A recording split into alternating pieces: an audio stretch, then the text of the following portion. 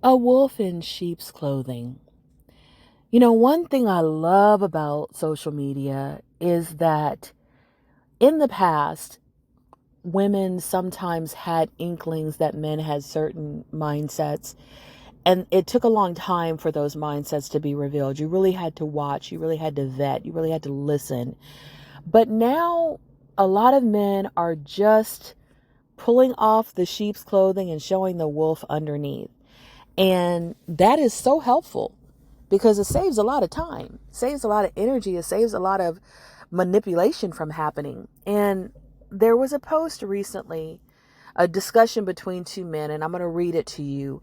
One guy said, marrying a lady from a dysfunctional family will save you from divorce. No matter how bad you treat her, she will never go back home. And the other guy said, once home isn't an option, she's more likely to stick it out. Sounds crazy, but true in some cases.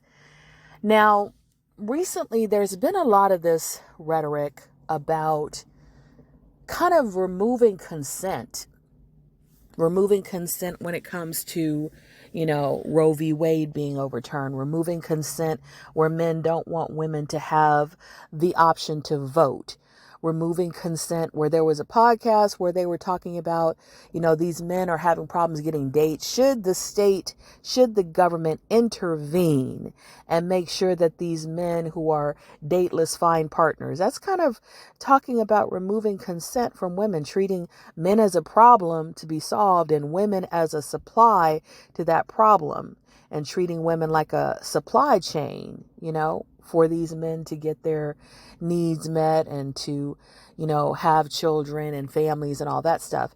And then you have the whole idea that Project 2025 put forth about ending no-fault divorce and, taking away DEI because they really thought it was going to hurt women, and taking away women's access to credit and to loans and to grants, and even being able to open bank accounts or get credit cards. There's been so much rhetoric in the last 2 years that I've been aware of. It may have been even prior to that, about these things, pushing for all kinds of, again, options and opportunities to be removed so that women have less ability to consent, that they are going to be in the mind of these men forced into relationships. And even with the whole idea of the food stamps being taken away, when there was a government shutdown recently and some different laws were talking about being passed,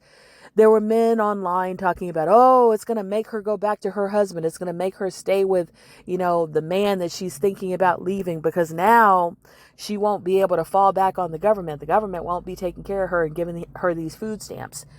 And there were some men that were just gloating about that and just really ecstatic.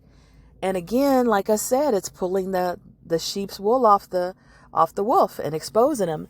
But to go back to this post where these men were talking about targeting women from dysfunctional families, and that's literally what it is, targeting women.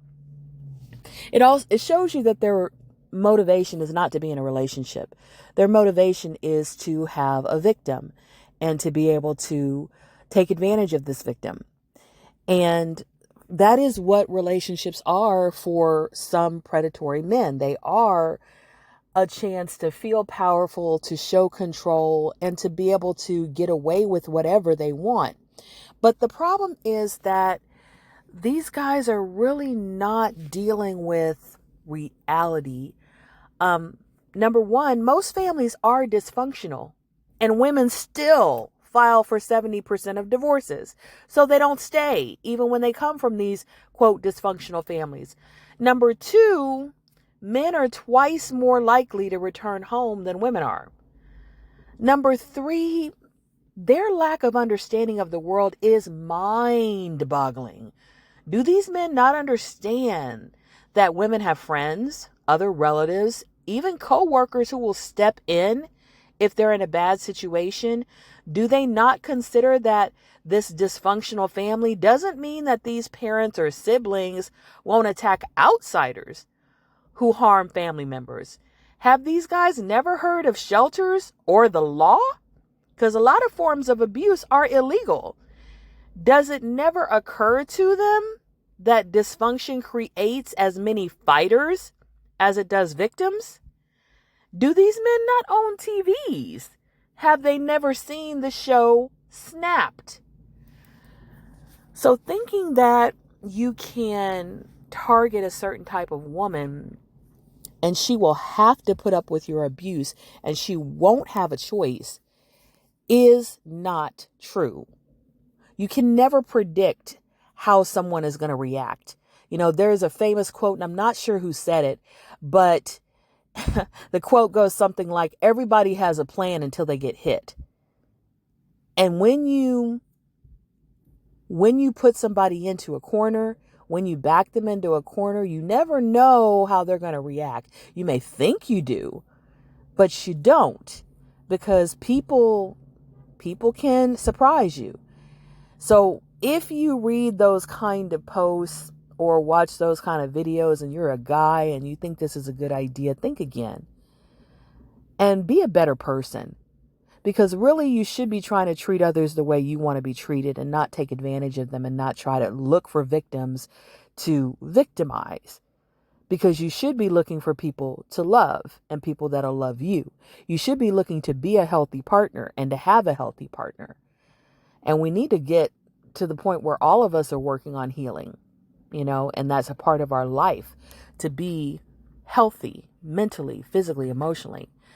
And that's probably, what we all need to be doing. And I have my podcast, Zenergy, Zennurgy. You can check that out on 25 different platforms. You can check out my books on Amazon. My name is Zenashe, Zenase. So check me out, subscribe, share, like. May you walk in Zenergy.